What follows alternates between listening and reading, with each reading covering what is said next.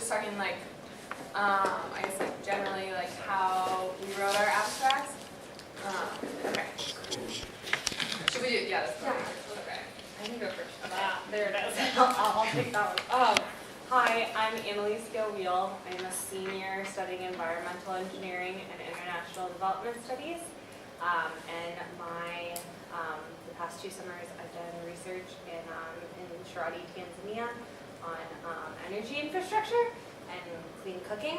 And so the specific abstract that I wrote for HDC is for my capstone project, which is on community technology workers in Sharadi, Tanzania.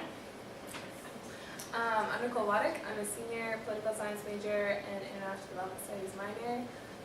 The past 2 summers I've been in the Dominican Republic. So the 2 summers ago I did research on reasons for low breastfeeding rates in the Dominican and how migration and living in an area with really high migration affects your decision to breastfeed.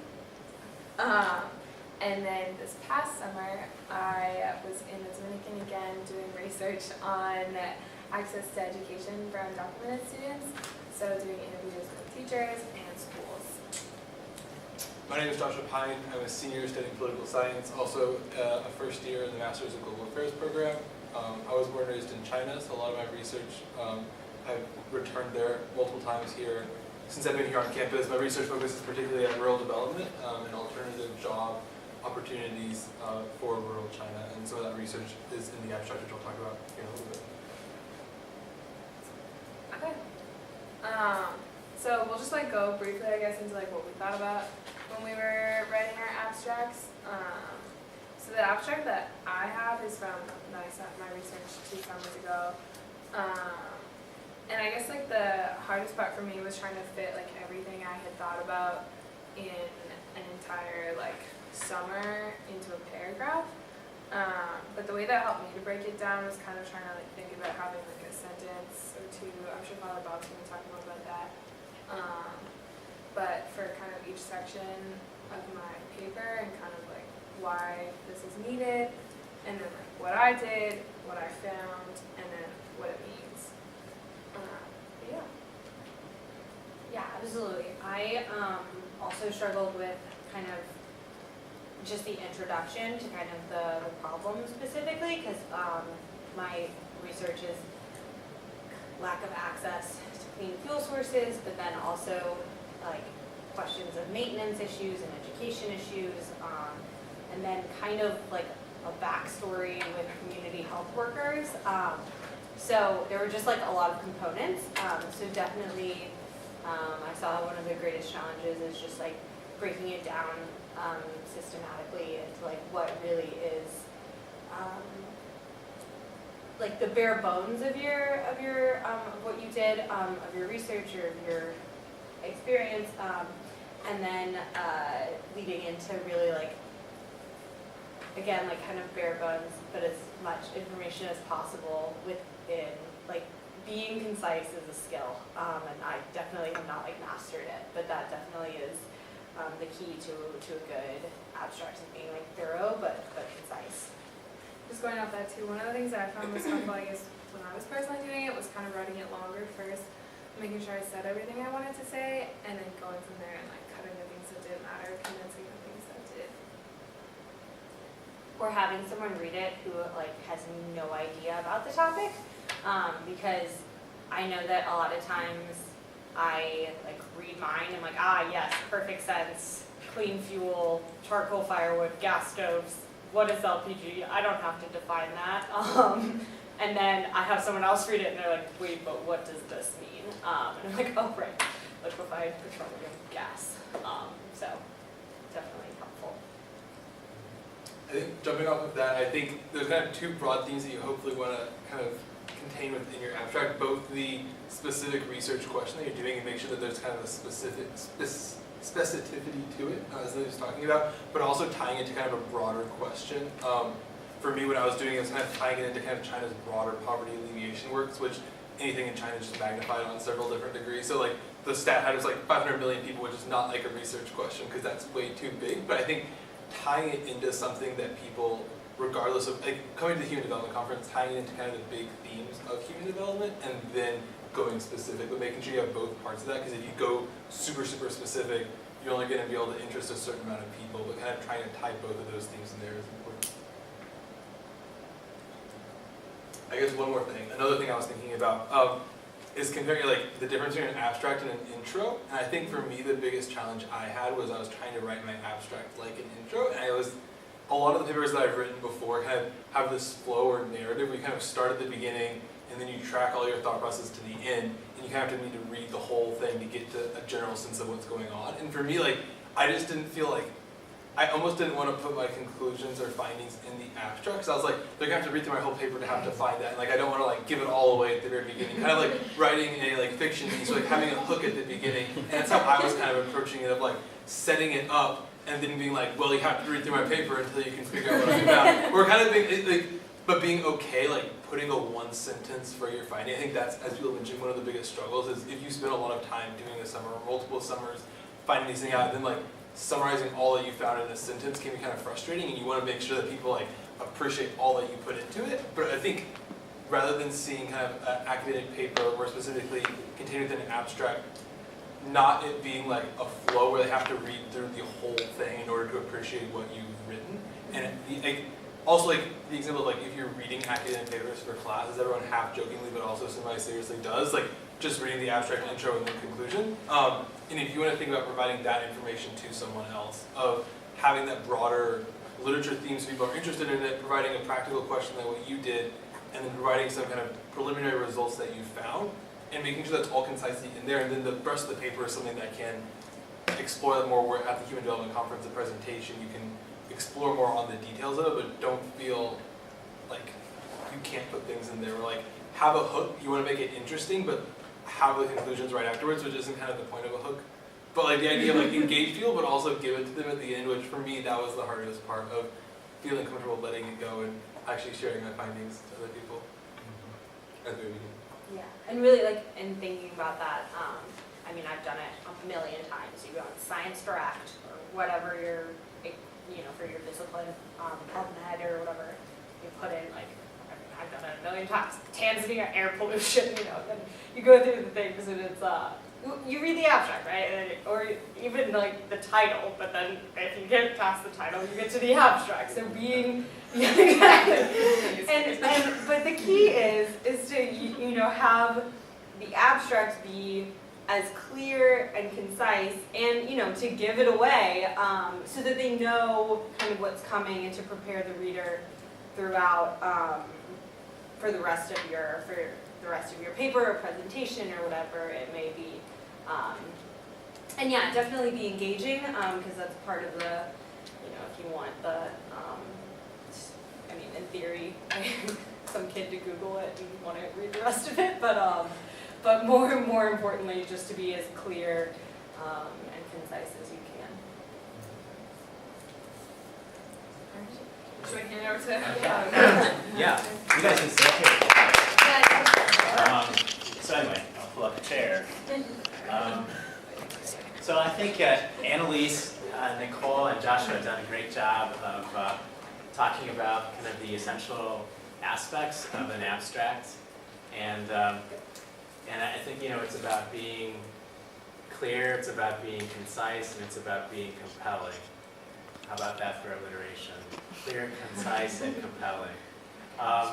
And I think that a really good abstract should do at least three things.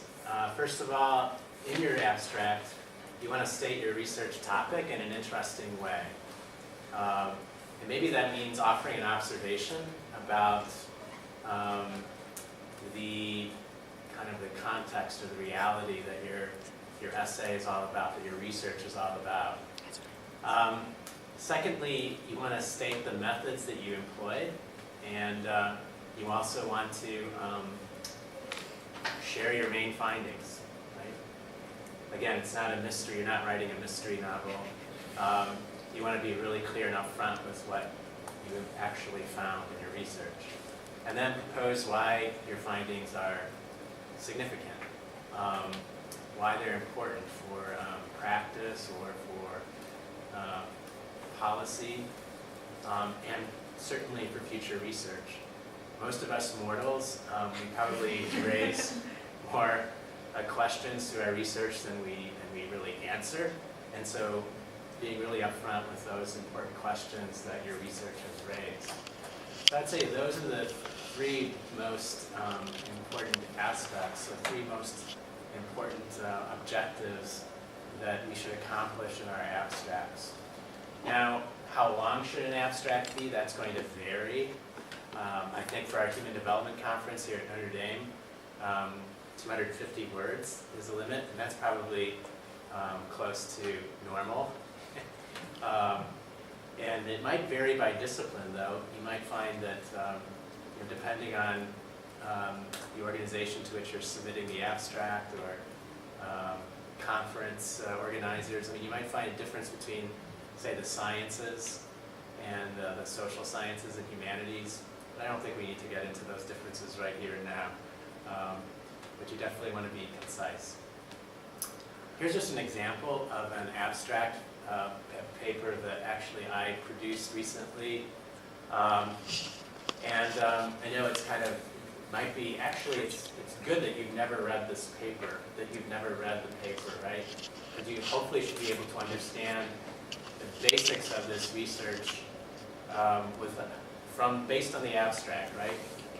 And the abstract should hopefully get you curious about how we actually found what we found and why we think it's important. So, first of all, making an observation. Inking voters' fingers after they have cast their ballots. I'm a political scientist, by the way, so this research is very much political science research. But inking voters' fingers after they have cast ballots is standard practice in elections in emerging democracies. Because of unreliable voting records, electoral procedures rely on inking to prevent double voting. Right? So it's making an observation about inking and what inking is all about. Now, while inking is intended to decrease electoral fraud, it may unintentionally facilitate turnout manipulation strategies. Right? So just it's an observation, interesting observation. And it's to some extent based on our findings. So what do we do in this essay? In this essay, we explore, it's a co-authored essay. In this essay, we explore the effects of inking on turnout through a randomized controlled trial we conducted in Kampala during the February 2011 Ugandan election. Our results suggest that the effects of practices like inking that publicize turnout decisions are not always benign, so our findings. In Kampala, an area of mixed political allegiance with a coercive, semi-authoritarian regime, some potential voters responded to our relatively mild informational treatment about the use of ink by deciding not to vote. We thought if we were going to do anything, we were going to actually increase voter turnout. We depressed it. That's what I'm basically saying here. We depressed voter turnout. That was not our intention. But the findings here are interesting. I'm happy to say that we didn't throw the election in favor of anybody. The margin of victory was greater than that. But our findings imply that there's a need to develop ways of deterring electoral fraud that do not visibly brand citizens as having voted. We're not voting for that now. Okay? So anyway, that's just an example of an abstract, making an observation that hopefully sparks some interest in the reader. Not everyone will be interested in this, no doubt, but anyone interested in perhaps politics in the developing world or just in general about governance and elections might be interested. So it begins with an observation, then states sort of the research, what the research is all about and the main findings, and then makes a case for why the findings are important, the practical and policy implications of the findings, and all in 149 words. Believe it or not, it's 149 words. You can count them if you want. So anyway, that's just an example of an abstract. Here's another one. So this is a different paper, and it's about immigration. And so immigration populations in many developed democracies have grown rapidly. And so too has an expensive literature on natives' attitudes towards immigration. So again, stating sort of a reality and making an observation. And then what's this research all about? This research is developed from two theoretical foundations, so it kind of contextualizes this research. One grounded on political economy, another one in political psychology. These two literatures have developed largely in isolation from one another, yet the conclusions that emerge from each are strikingly similar. Consistently, immigration attitudes show little evidence of being strongly correlated with personal economic circumstances. So the main findings. And instead, research finds that immigration attitudes are shaped by sociotropic concerns about its cultural impacts, and to a lesser extent, its economic impacts on the nation as a whole. So this pattern results has held up as scholars have increasingly turned to experimental tests, et cetera, Still, more work is needed to strengthen the causal identification of sociotropic concerns and to isolate precisely how, when, and why they matter for attitude formation. Anyway, that's future research, getting at future research. But that's just another example of an abstract, getting us thinking about, giving us some examples of real life abstracts. Personally, I like that abstract, the first abstract better than that abstract. Because that abstract, this particular abstract, is very abstract in some ways, maybe more difficult to understand. So you want to be very clear and keep in mind that those reading your abstracts are not necessarily in your field. They're not necessarily going to understand jargon, so you want to make it jargon-free. So, I don't know what we want to do next, but one thing we could do is one possibility would be to actually draft abstracts right here and right now. Is that the idea, to have actually some writing take place? Well, like if you guys have any questions specifically. First of all, any questions? Yeah, for anyone on the panel? Or any questions?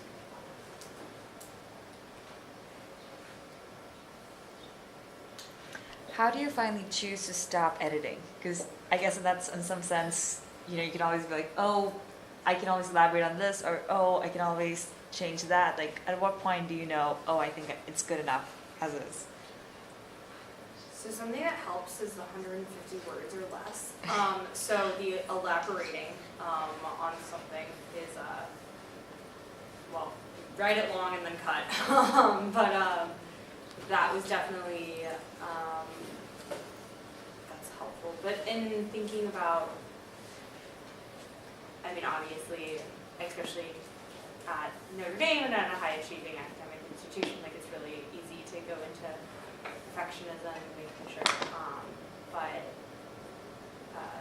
just kind of the balance of writing, rewriting, and getting a feel for it, and if it's clear, then having someone else look at it.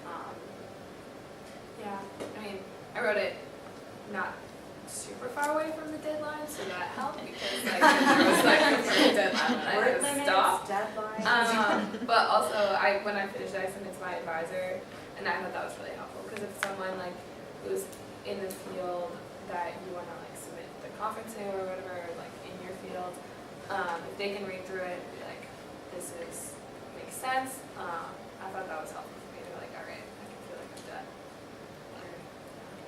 Yeah, I think especially in the context of the Human Development Conference, is just realizing that not to decrease the importance of the abstract by any means, but realizing it's the precursor to a presentation, and realizing you don't like there is a presentation following that, and you are able to elaborate. And this isn't the only word you're going to be able to say on the matter, and that you have time later on to talk. Kind of going off that too, I feel like the biggest fear of like a lot of the people that I've talked to is that like my stuff isn't done, like I don't know exactly what I'm going to say yet, or like it has to be like I have to have my fully formulated thoughts before I like even start writing my abstract. And like I think we talked about it with Solid Bob also, but that's not going to be the case likely. So you like work with what you've got, do your like very best to write the best one before you can. Yeah. So my question is kind of going off of what Nicole just said, but I know it's October and the conference is in February. So my question is for the people who might have done their research over the summer, but are maybe in a capstone class now or a thesis class, and they're working on analyzing the results, but the deadline is fast approaching. So do you have any advice for how to write an abstract maybe before you have all the answers? Yeah, I'm kind of in this boat right now because I'm still working on analyzing my capstone stuff. But I think I'm kind of like taking the trends that I saw, because I know like what I have in my mind or the direction I want my capstone to go. I can't pull out the transcripts and like the coded interviews and stuff like that. But I think, you have the background information if you conducted the research over the summer, if you're in the process of doing it now. So you can write the beginning, so don't let that like be like the mental block. And then just kind of what I'm trying to do is take trends from the results that I looked at, or just like what I was thinking myself and the direction I want my paper and my presentation to go, and building off that. You only really have two like sentences to discuss your results, so they don't have to be like as explicit. And nobody's gonna like penalize you if your results are a little bit different than you said they were in your abstract. Yeah, no, I would agree with that. For instance, like in our capstone class for the International Development Studies minor, our results section was due today. So the results that I have in the like pilot, like that doesn't include any of the like chi-squared analysis or anything like that. But I did like take some quantitative data and like put it in for the abstract. So even if you can, like mention a few of the themes that you have found already in the coding of your interviews or something like that. I think kind of flowing from that is realizing, like, remembering that research is a dynamic process and that it's not a kind of a static, and that even like your research process isn't going to be like this kind of fixed thing. I think for anyone who's written kind of a grant proposal to go do research over a summer, you very quickly realize that what you set out to do isn't always going to be perfectly imaged or mirrored in the field when you face real life circumstances, and you have to adapt and change to that. So I think it's important to keep in mind that research is a living and dynamic thing, and that what you write in the abstract is up to this point in time what you've gathered so far, but it isn't the final word on the matter, and don't feel like you have to be held to that, but it's kind of one stone in the process.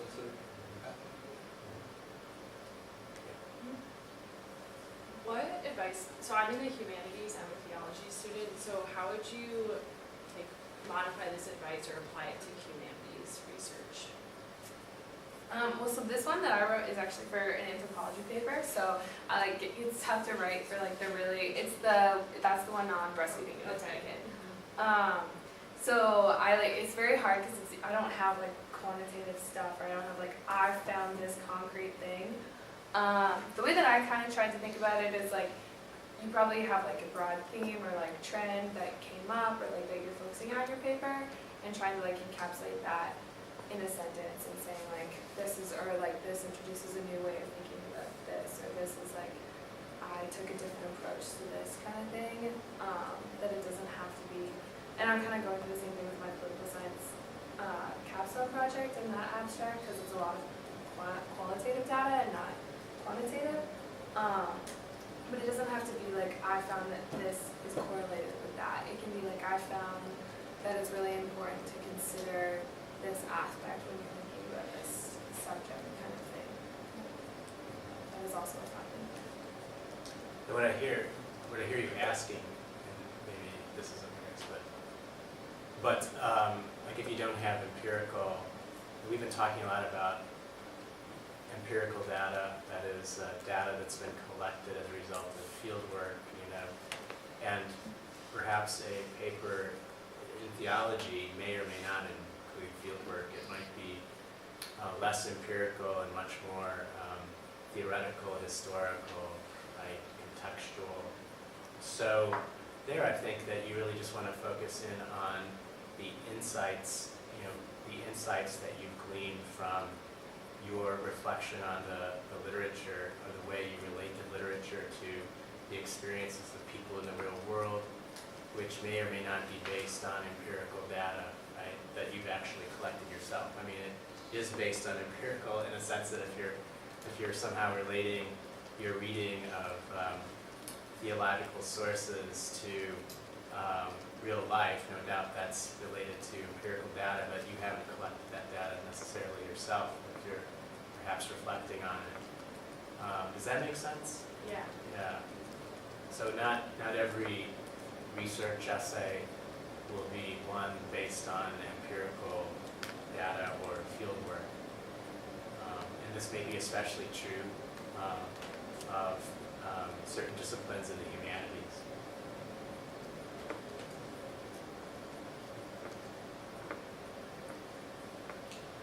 Anyone else?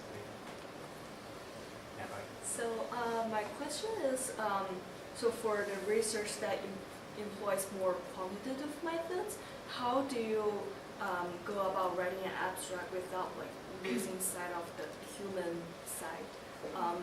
For example, the theme for the conference this year is engaging with empathy, and how do you go about addressing that side of the issue? For qualitative or quantitative?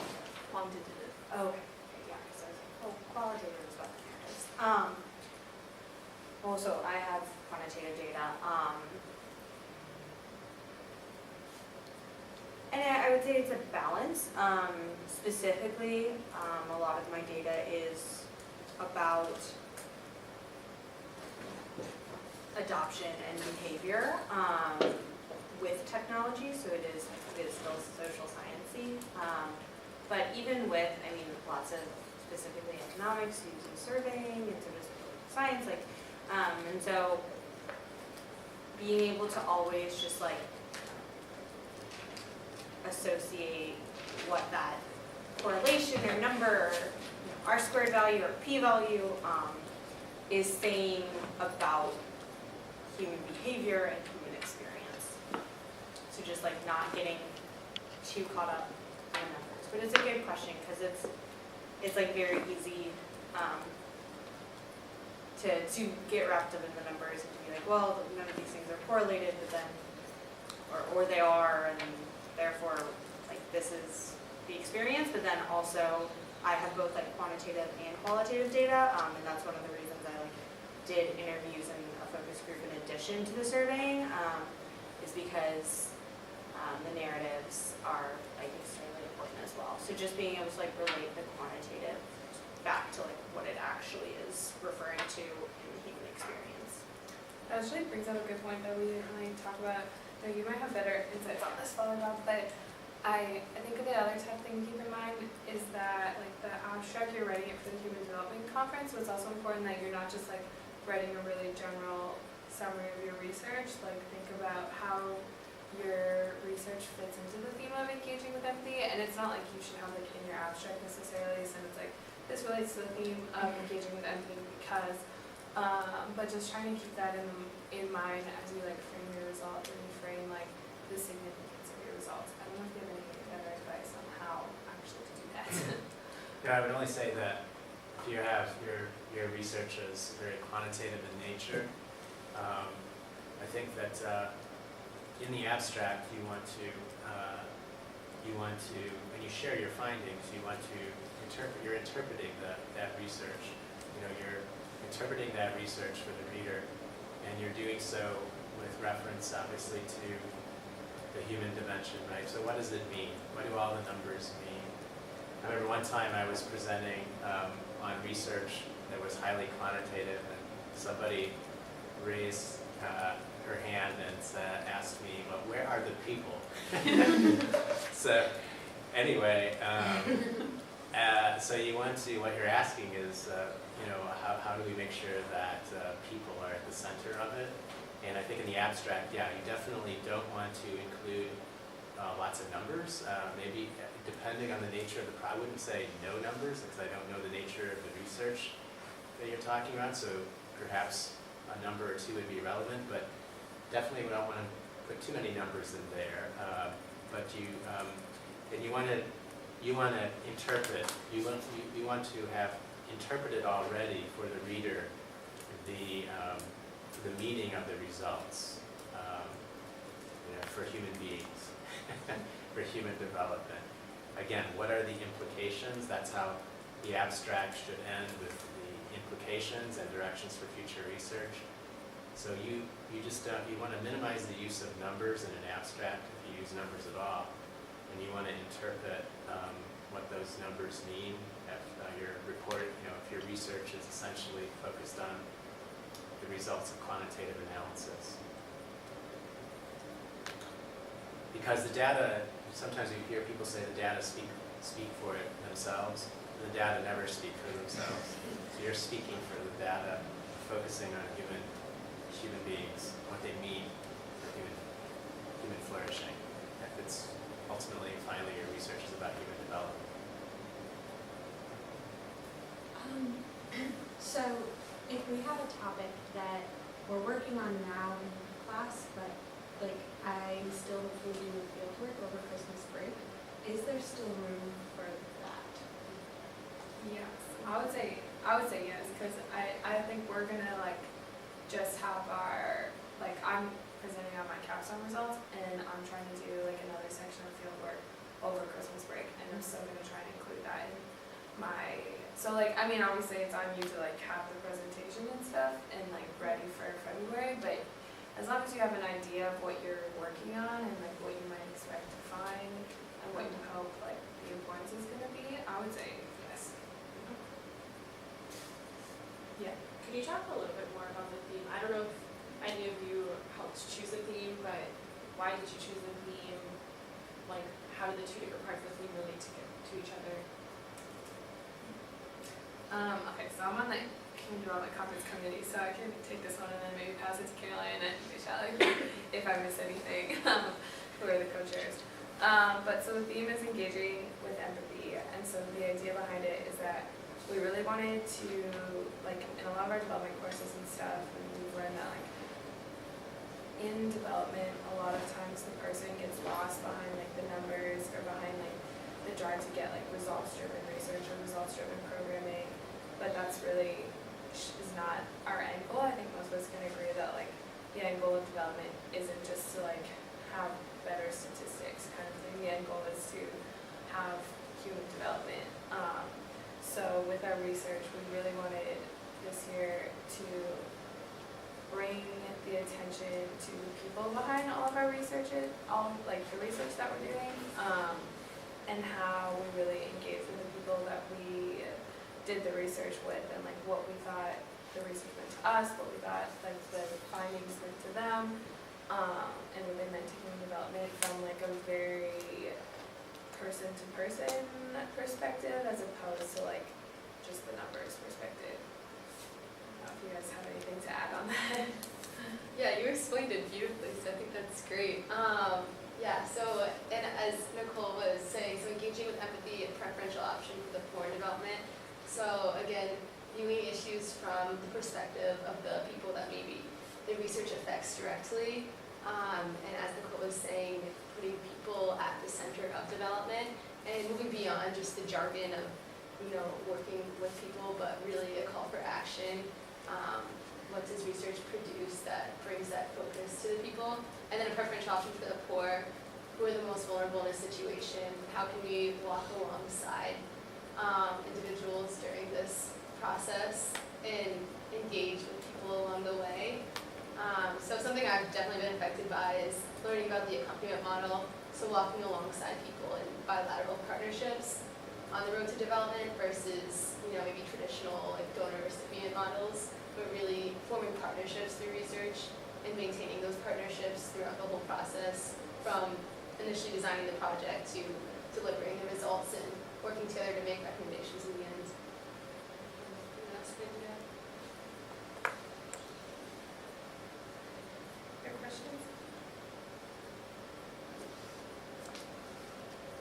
Well, thank you for the panelists and Father Bob for sharing a little bit about your study abstracts. So Thank you. we want to give them a round of applause.